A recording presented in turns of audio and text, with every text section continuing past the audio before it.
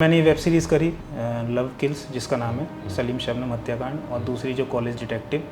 अभी एक LSD movie आई थी, LSD 2, तो उसमें भी मैंने काम किया। एक बॉलीवुड मूवी थी। मैंने एक प्रोडक्शन हाउस की शुरुआत करी जिसका नाम है सिपाही प्रोडक्शंस। इसके बैनर पे मैंने ये मूवी बनाना स्टार्ट करी, बंदर का पंजा। साइकोलॉजिकल थ्रिलर फिल्म है ये स्टोरी सर आपको या ऑडियंस को कह सकते हैं दिखाएगी कि अगर इंसान के अंदर लालच आ जाए तो वो इंसान के पास जो चीज़ें हैं ऑलरेडी वो उनको भी गवा देता है। मतलब बहुत लोगों ने बोला कि तुम दिल्ली आ जाओ, दिल्ली में शूट कर लेना, मुंबई आ जाओ, मुंबई में शूट कर लेना, लेकिन बीइंग अ प्रोड्यूसर मैं चाहता था बरेली में शूट करूं, बिकॉज मैं बरेली को प्रमोट भी करना चाहता हूं सर। मैं जहां से बिलोंग करता हूं, मैं चाहता हूं वो शहर ऊपर जाए सर। आदाब, नमस्कार। मैं वसीम अख्तर और आप देख रहे हैं द लीडर हिंदी। हम इस वक्त स्टूडियो में हैं। हमारे साथ एक ख़ास मेहमान हैं। आप थिएटर से जुड़े रहे, बरेली के ही रहने वाले हैं।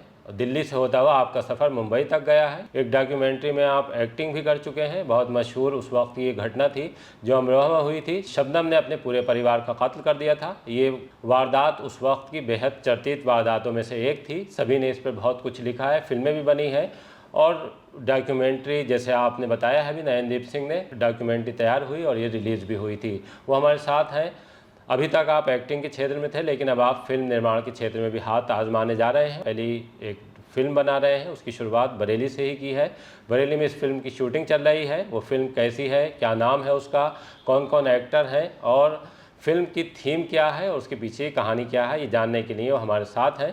नयनदीप सिंह जी, अगर हम बात करें इस पूरे आपके सफ़र की, तो पहले थोड़ा सा अपनी बरेली से जुड़ाव जो है आपका, उसकी जानकारी दीजिए कि क्या रहा है। मेरी सर पैदाइश बरेली की है जी। मेरे फादर आर्मी में थे जी। जो अभी रिटायर हो चुके हैं, तो उनकी कई पूरे ऑल ओवर इंडिया में पोस्टिंग रही। जी। एंड फिर हमने बरेली में ही घर बनवाया। मेरी स्कूलिंग, मेरा कॉलेज सब बरेली से हुआ है। तो फादर रहने वाले कहाँ के थे? बरेली के। अच्छा, बरेली ही के जी। थे। अच्छा। तो मैंने बरेली में आर्मी स्कूल से पढ़ाई करी, मैंने स्कूलिंग करी। जी। देन मैंने कॉलेज में एडमिशन लिया, इंजीनियरिंग कॉलेज में। तो मैंने वहाँ से बीटेक की डिग्री ली। एंड मैं कॉलेज में भी थिएटर करता रहता था, लेकिन सर मुझे और एक्सप्लोर करना था थिएटर को और इस फील्ड को, बिकॉज़ मैं बचपन से ही मैं मूवीज़ देखने का बहुत शौक़ था एंड गाने सुनने का बहुत शौक़ था, ट्रैवलिंग का बहुत शौक़ था। तो मुझे लगा कि शायद मैं इस फील्ड में एक्सप्लोर कर सकता हूँ। तो चुनिंदा मूवी देखते थे या कोई ख़ास एक्टर था जिसकी मूवी ज़्यादा सर पसंद थी? चुनिंदा मूवीज़ तो नहीं, एक्चुअली एक किस्सा है। पहले के टाइम में रंगोली आती थी सर सुबह DD नेशनल पे 8 बजे, जिसमें गाने हुआ करते थे। तो मेरे पापा एक्चुअली बहुत शौकीन है सर गाने सुनने के, पुराने गाने सुनने के। तो मुझे लगता है कहीं ना कहीं उनकी वजह से मेरे अंदर ये चीज़ आई। तो वो मुझे डेली नहीं, संडे को जब रंगोली आती थी तो मुझे उठाते थे वो कि गाने सुनो, उठो गाने सुनो, पढ़ाई के अलावा ये भी चीज़ है, इसको भी देखो। तो सर वहाँ से मेरा इंटरेस्ट उसमें होना शुरू हुआ, गानों में, मूवीज़ में। मुझे एक्शन मूवीज़ ज़्यादा पसंद थी। एंड जो हमारे पुराने कलाकार हैं जो अभी भी बॉलीवुड में काम कर रहे हैं, जैसे अमिताभ बच्चन हो गए, शाहरुख खान जी हो गए, इन सब को मैं देखता था, इन सब की एक्टिंग देखता था। ओम पुरी साहब हो गए और विमल रॉय जो हमारे डायरेक्टर, कई सारे डायरेक्टर और एक्टर, इनकी फिल्में देखी, कई सारी मैंने आर्ट फिल्में देखी। उनको सीखता सीखता मैं बड़ा हुआ। बड़े होने के साथ साथ मैं वो कहीं ना कहीं स्कूल में भी सर वो करता रहता था, एक्स्ट्रा करिकुलर एक्टिविटीज़। जो स्कूल में एक पीरियड होता था जिसका नाम होता था एक्स्ट्रा करिकुलर एक्टिविटीज़, मैं उसमें स्पोर्ट्स भी खेलता था। एंड मैं थिएटर से जुड़ी या एक्टिंग से रिलेटेड कोई भी चीज़ वहाँ पे परफॉर्म भी करता था। तो मुझे सर रिकॉग्निशन मिलना शुरू हो गया स्कूल से कि यार तुम कुछ कर सकते हो इसमें, तुम्हें कॉमेडी सर्कस या कॉमेडी जो शोज़ आते हैं उसमें ज्वाइन करना चाहिए। तो मैंने उस टाइम पे इतना ध्यान नहीं दिया। तो फिर कॉलेज पास आउट होने के बाद मैंने इंजीनियरिंग कॉलेज में एडमिशन लिया। इंजीनियरिंग कॉलेज में मुझे थोड़ा सा एक्सप्लोर करने का मौका मिला एज अ थिएटर आर्टिस्ट। मैं वहाँ पे कई सारे तो नहीं, मैंने कुछ प्लेज डायरेक्ट किए अपने कॉलेज में एंड वो परफॉर्म भी किए स्टेज पर, और उसमें as an actor, as a director भी काम किया।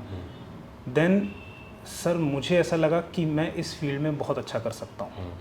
मैं पढ़ाई तो कर ही रहा हूँ, मैं पढ़ाई के साथ साथ मैं इस फील्ड में भी बहुत अच्छा कर सकता हूँ, तो क्यों ना इसको और एक्सप्लोर किया जाए। कॉलेज पास आउट होने के बाद मैं दिल्ली गया दिल्ली में national school of drama college है, गवर्नमेंट कॉलेज, एक्टिंग स्कूल है। मैं उसके सामने गया एंड वहाँ पे कई सारे पोस्टर्स लगे हुए थे थिएटर के, और कई बड़े बड़े कलाकारों के वहाँ पोस्टर लगे हुए थे। मैं जिनसे बहुत प्रभावित हुआ, जिनको देखकर मुझे लगा कि अब तो मुझे इसी फील्ड में आगे बढ़ना है और इसी में अपना करियर बनाना है। देन मैंने वहाँ पे एक थिएटर ज्वाइन किया जिसका नाम है ब्लैक पल आर्ट्स, और वो थिएटर ज्वाइन जब किया मैंने, वो बात है सर 2015 की। ज्वाइन करने के बाद मैंने उस थिएटर में कई सारी चीज़ें सीखी। जो मेरे डायरेक्टर हैं, जो मेरे गुरु हैं अमूल सागर जी, उन्होंने मुझे बहुत कुछ सिखाया। कई सारे मैंने वहाँ पे प्लेस किए, जैसे महारथी हो गया एंड आपके लड्डू हो गया, और माइथोलॉजी से कई सारे प्लेस हैं। पीयूष मिश्रा जी ने एक प्ले लिखा है जब शहर हमारा सोता है, वो किया। भगत सिंह जी के ऊपर एक प्ले है, मैंने वो भी किया कि भगत सिंह जी छोटी सी उम्र में कैसे अंग्रेज़ों से लड़ने के लिए तैयार हो गए थे और उन्होंने अपना पूरा जीवन अपने देश के लिए समर्पित किया। तो उस चीज़ के ऊपर एक प्ले है गगनदा मामा बाजियो, वो प्ले किया। फिर मैंने ये वेब सीरीज़ करी। अब ये दो मेरे लिंक बन चुके थे, एक डिस्कवरी प्लस वाला लव किल्स जिसका नाम है सलीम शबनम हत्याकांड, और दूसरी जो कॉलेज डिटेक्टिव। फिर मैंने सर अपनी प्रोफाइल घुमाना शुरू करी मुंबई में, दिल्ली में, जितने भी कास्टिंग ग्रुप्स हैं जो कास्ट करते हैं मूवीज़ में, मैंने वहाँ पे विज़िट किया पर्सनली ऑफिस में एंड बहुत जगह घूमा सर, बहुत जगह अपनी प्रोफाइल दी। और प्रोफाइल देने के बाद मुझे अभी एक LSD मूवी आई थी, LSD 2 लव सेक्स और धोखा, जिसके डायरेक्टर हैं दिवाकर बैनर्जी, जिसका फर्स्ट पार्ट में वो राजकुमार राव थे, सेकंड पार्ट में उन्होंने सारे थिएटर आर्टिस्ट लिए। तो उसमें भी मैंने काम किया। एक बॉलीवुड मूवी थी जो अभी रिलीज़ हुई है, लास्ट ईयर रिलीज़ हुई है। उसमें क्या रोल था? उसमें एक पुलिस वाले का कैरेक्टर था सर मेरा जी। तो वो मैंने कैरेक्टर किया एंड ऐसे ही धीरे धीरे लिंक बनना स्टार्ट हो गया। फिर एक मुझे म्यूज़िक वीडियो मिली जिसके डायरेक्टर हैं आर्यांश बिष्ट, और वो म्यूज़िक वीडियो अभी एडिटिंग पे है, जो कि जून लास्ट तो आएगी, जुलाई फर्स्ट वीक में रिलीज़ हो जाएगी। तो एक्टिंग से ये निर्माण की तरफ कैसे सफ़र आ गया ये? सर मैं चाहता हूँ कि मैं जैसे बरेली का रहने वाला हूँ, देखिए सर, लोग यहाँ से मुंबई भागते हैं काम लेने के लिए।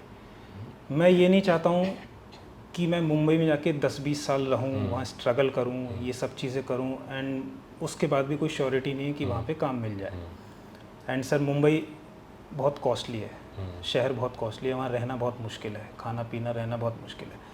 तो मैंने सोचा अगर मेरे पास बरेली में रिसोर्सेज अवेलेबल हैं, इतने सारे प्लेटफॉर्म्स आ चुके हैं सर आजकल, तो क्यों ना खुद का कुछ क्रिएट किया जाए। अगर हमारे पास क्रिएटिविटी है तो हम क्यों ना वो क्रिएटिविटी को यूज़ करके खुद क्रिएट करें कोई चीज़। तो मैंने सोचा मैं मुंबई ना जाकर मैं बरेली से ही काम स्टार्ट करता हूँ। तो मैंने एक प्रोडक्शन हाउस की शुरुआत करी जिसका नाम है सिपाही प्रोडक्शंस। इसके बैनर पे मैंने ये मूवी बनाना स्टार्ट करी, बंदर का पंजा। आप मूवी शूट कर रहे हैं बरेली में, उसका नाम बंदर का पंजा जी, उसका नाम है बंदर का पंजा। ये नाम रखने के पीछे क्या लॉजिक रहा सर है, ये क्या सोच रहे हैं? एक्चुअली मैंने एक किस्सा सुना था अपने स्कूल टाइम में।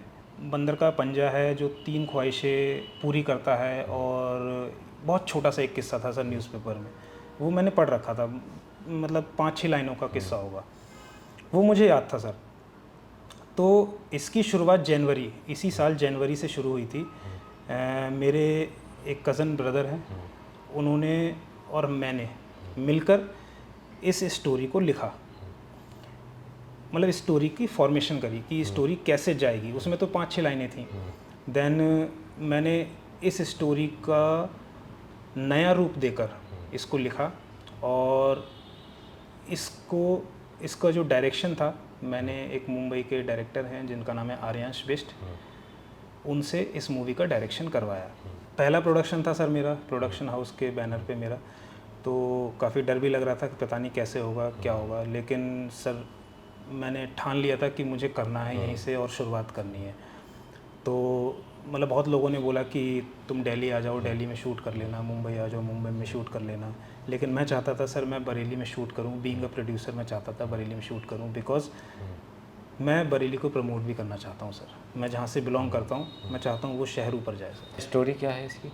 Sir story psychological thriller film है ये स्टोरी सर आपको या ऑडियंस को कह सकते हैं दिखाएगी कि अगर इंसान के अंदर लालच आ जाए तो वो इंसान के पास जो चीज़ें हैं ऑलरेडी वो उनको भी गवा देता है अगर लालच आता है।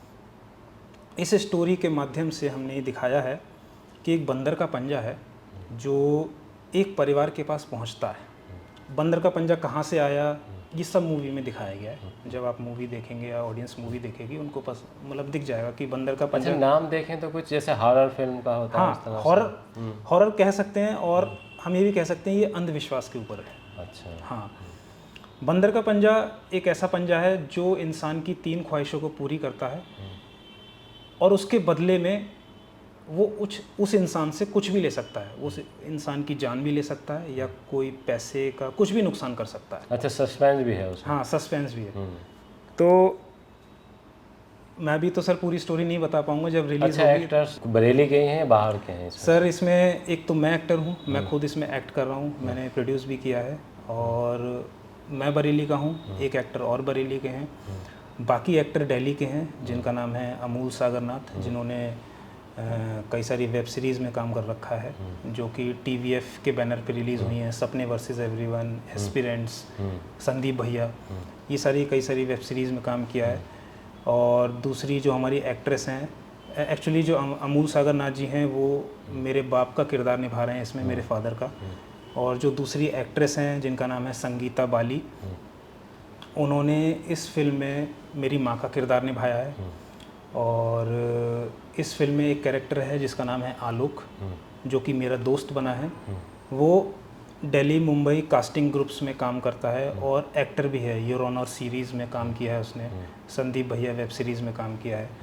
और मतलब सारे जो इसमें एक्टर हैं और जो एक्ट्रेस हैं वो सब थिएटर आर्टिस्ट हैं सर, जो कुछ करना चाहते हैं अपनी लाइफ में। तो और इसमें और मैं सच बताऊंगा सर, ये जितने भी एक्टर हैं ये सब मेरे बिहाफ पे बिना कुछ कहे आ गए सर। अच्छा, बरेली आ गए? हाँ, बरेली आ गए। इन्होंने कुछ भी ऐसा नहीं कहा, कुछ ही कोई ऐसी डिमांड नहीं। कितनी शूटिंग हो चुकी होगी सर? 90% शूट हो चुका है। और ये जो फिल्म होगी ये हम फिल्म फेस्टिवल्स में रिलीज़ करेंगे सबसे पहले, जो इंडिया और आउटसाइड हम नेशनल और इंटरनेशनली दोनों जगह रिलीज़ करने की कोशिश करेंगे। फ़िलहाल इंडिया में तो हम करेंगे जी। तो कई सारे फिल्म फेस्टिवल में हम इसको भेजेंगे। उसके बाद हमारा प्रयास रहेगा कि हम इसको नेटफ्लिक्स पे रिलीज़ करें, बिकॉज़ जो नेटफ्लिक्स के लिए अप्रूव्ड कैमरा है हम वो यूज़ कर रहे हैं इसमें, ताकि हम नेटफ्लिक्स पे रिलीज़ कर पाएँ और उनके जो भी टर्म्स एंड कंडीशन है वो सारे फॉलो करें। तो कोई हीरोइन नहीं है इसमें? नहीं सर, इसमें अच्छा। कोई हीरोइन नहीं है, बिकॉज़ स्टोरी ऐसी है जिसमें कोई हीरोइन की डिमांड नहीं थी। सर कहाँ कहाँ शूटिंग की आपने, जैसे बरेली की अगर हम बात करें? सर बरेली में एक हमने शूट करा है, करगैना के पास एक घर है बदायूं रोड पे। एक है सदुल्लागंज, बदायूं ज़िले में लग जाता है, उस घर में शूट करा है। और एक घर शांति विहार में है, हमने वहाँ पे शूट किया है, कुछ सीन्स वहाँ पे शूट किए हैं। और एक कंस्ट्रक्शन साइट है धोरा रोड पे रामगंगा नगर कॉलोनी में, हमने वहाँ पे शूट किया है। एंड उन्होंने हमें परमिशन दी, हमसे शूट करवाया, उसके लिए मैं उनको थैंक यू बोलना चाहूँगा। और एक हमने गंगा घाट पे शूट किया है सर, कछला पे भी गए, रामगंगा पे भी आए, दोनों जगह हमने शूट किया है। पहली फिल्म है आपकी, क्या उम्मीद कर रहे हैं आप जिस तरह से शूट हुई है, और आप लग रहा होगा आपको कि जैसे आप चाह रहे थे वैसे ही हुआ है? सर फिल्म अगर मैं देखूं, फिल्म हमारी सर बहुत अच्छी शूट हुई है, क्योंकि हमारे जो डायरेक्टर हैं आर्यांश बेस्ट बहुत ही टैलेंटेड हैं। और उन्होंने जिस तरीके से इस फिल्म को डायरेक्ट किया है और जो हमारी सर टीम थी, एक टीम एफर्ट लगा है सर इसमें। और मैं मानता हूँ ये जो टीम एफर्ट है और जो हमारे डायरेक्टर हैं और जो एक्टर्स की जितनी भी मेहनत है और बीइंग अ प्रोड्यूसर जो भी मेरे पैसे लगे हैं, वो सभी चीज़ें सफल होंगी। और मतलब जब मैंने सर स्टोरी सुनाई थी अपने डायरेक्टर को और अपने नोन पर्सन को, तो उनको सर बहुत अच्छी लगी थी ये स्टोरी। तो मैं उम्मीद करता हूँ कि अगर उनको सुनकर ये स्टोरी अच्छी लग रही है तो देखने के बाद तो और अच्छी लगेगी जब उसमें कलाकारी ऐड होगी। आपने एक प्रयास किया है, ख़ास तौर से बरेली से अगर हम देखें तो बरेली से बड़े नाम निकले हैं, और आप भी छोटे स्तर से, जाहिर सी बात है जिस तरह से आपने संघर्ष किया है थिएटर से लेकर एक्टिंग तक, फिल्मों में और फिर डॉक्यूमेंट्री में, और अब अपनी फ़िल्म बना रहे हैं, तो हमारी शुभकामनाएं आपके साथ हैं कि फ़िल्म आपकी सक्सेस हो, और जिस तरह से और जिस उम्मीद के साथ आपने इसको बनाया है, बरेली वाले और बरेली के बाहर भी इसको पसंद किया जाए।